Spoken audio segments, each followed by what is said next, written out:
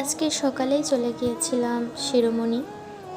বাড়িতে আসলাম প্রায় 1 মাস হয়ে গেল, কিন্তু যাব বলে আমার ঠিক তারপর বাবা আর আমি বেরিয়ে পড়লাম আজকে শিরোমণি।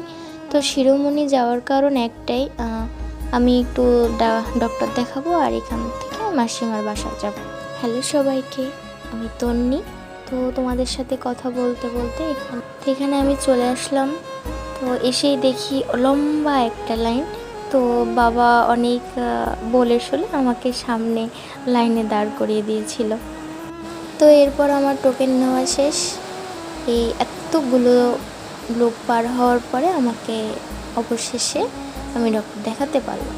তারপরে আমি বসেছিলাম ডক্টর কখন আসবে, কিন্তু ওয়েদারটা অনেক সুন্দর ছিল, সকালবেলা বৃষ্টিও পড়েছিল। আর জানো, ইদানিং না আমার লাল টিপ পরতে খুব ভালো লাগে। তো এরপর আমি আমার ছোট্ট একটা ভাই আছে, তো তার জন্য আর কি মিষ্টি নিলাম।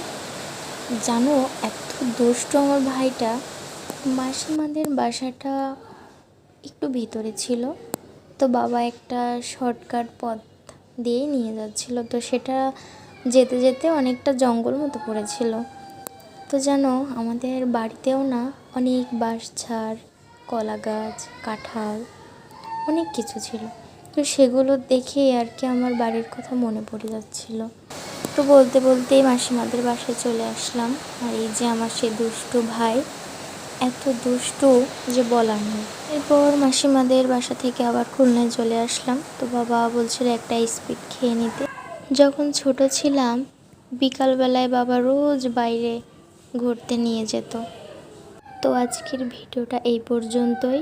কেমন হয়েছে অবশ্যই কমেন্ট করো। আর তোমরা সবাই সুস্থ থেকো, ভালো থেকো।